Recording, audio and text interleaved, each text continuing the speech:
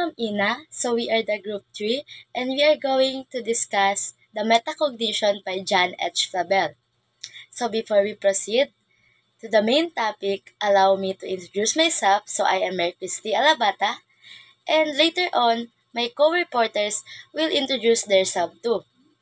So first, let's tackle who is John H. Flavel and why he invented metacognition. So this is John H. Flavel. His full name is John Hurley Flavel, that was a well-known psychologist who studied how people, especially children, think and learn. He is best known for introducing the idea of metacognition, which means thinking about your own thinking. His work focuses on helping people understand their thoughts so they can learn better and solve problems more easily. In the 1970s, Flavel explained that metacognition involves knowing what you understand, what you don't, and how to improve your learning. For instance, if a student notices that they don't understand a topic, they might decide to ask questions, reread their notes, or try a different way of studying. This is an example of metacognition at work. Flavel also studied how children learn to think about their own minds. He found that younger kids often don't realize when they don't understand something, but older kids and adults can use this skill to plan, check, and improve how they learn.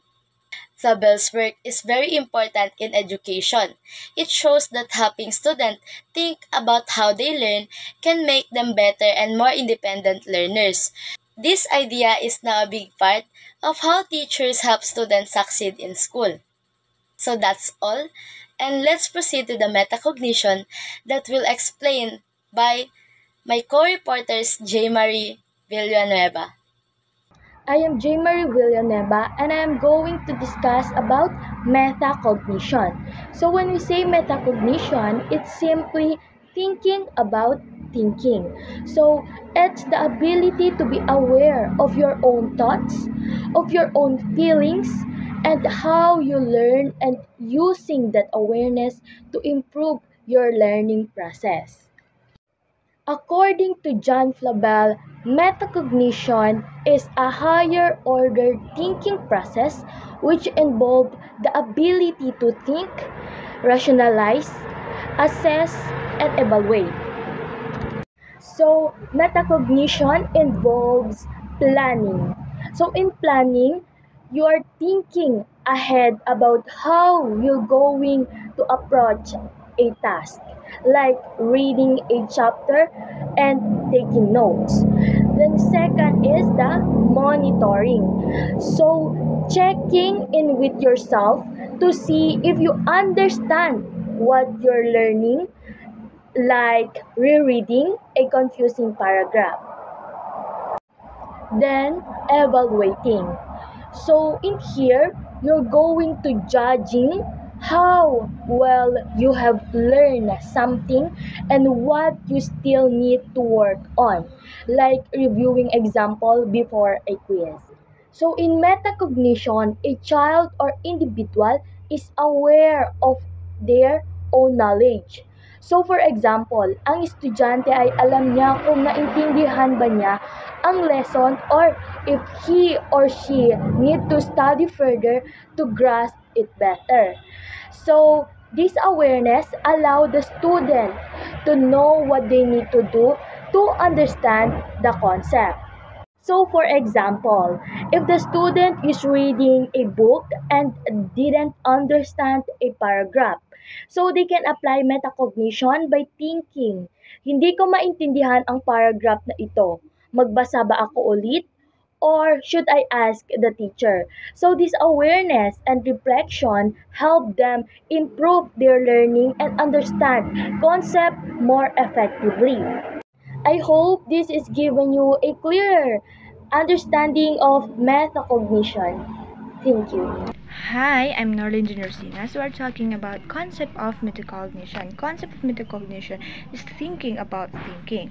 So first we have metacognitive knowledge. Metacognitive knowledge is the awareness of one's thought, such as knowing what strategies to use for problem solving. So from the word knowledge, so we have the knowledge enough to aware our thoughts and to know what to use strategies for problem solving. So Flavel went to divide the further metacognitive knowledge into three variables, into three types. So first we have the person's variables. Person's variables is to understand or to know our weaknesses and strength to learning. So we all know that all of us has a weaknesses and strength in learning. So example, I'm good in at remembering pictures, but I'm I'm struggled with names. So all of us have the weaknesses and the strength in learning.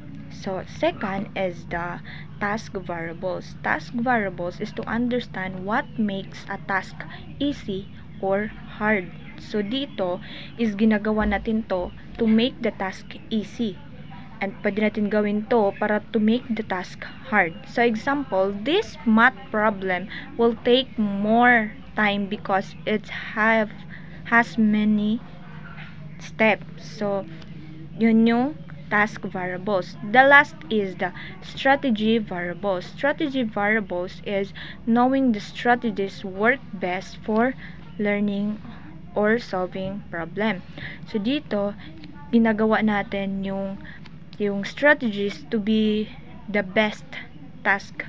Ganon. Para magawa natin yung best task, and then we have the strategies. So example, I need to reread this paragraph to understand it better. So this is the three types of variables by John Flavel. First is the person variables, task variables, and the strategies variables. Good day. My name is Suzume M. Saavedra. Now, I'm going to tackle about the metacognitive regulation. So, metacognitive regulation is ability to monitor, control, and evaluate one's cognitive activities, planning, or deciding how to approach a task. Example, I'll study the hardest topics first because they take more effort. Monitoring, checking your progress while doing a task. Example, I don't understand this part, so I need to review it again. Evaluating, reflecting on how well you're doing after completing a task. Example, I did well on this test because I practiced with flashcards. So effective metacognitive strategies get learners to think about their own learning more explicitly, usually by teaching them to set goals and monitor and evaluate their own activities or academic progress. Teaching metacognition is easier said than done. Others certainly no simple method or trick. Good day everyone, my name is Ariana Atilano and today we're going to tackle about metacognitive control strategies. It helps you to think about how you're learning and make better choices to improve. They include planning, deciding how to start and what to do. Example, I'll study math first because it's harder for me and I needed more time for it. Number 2 is monitoring. Checking if you're understanding or doing well while working. Example, do I understand this topic or do I need to review it again? Number 3 is evaluating. Looking back after finishing to see how well did you and what you will can improve. Example, I did well on this test because I made it flashcards, but next time I'll also do practice and questions. Hi everyone, my name is Ali Amir D. Salibon. I am from Group Ray. Now I'm discussing the theory of minds and the importance of metacognition. So first, theory of minds. Theory of minds refers to the ability to understand that other people have their own thoughts, feelings, beliefs, and perspectives. This skill is essential for empathy and social interactions. Why is metacognition important? It helps learners become more independent and effective. It encourages self-awareness and better decision-making in learning. So teachers can use it to guide students in developing study strategies and improving problem-solving skills. Metacognition empowers individuals to take control of their learning process, making them more adaptable and efficient.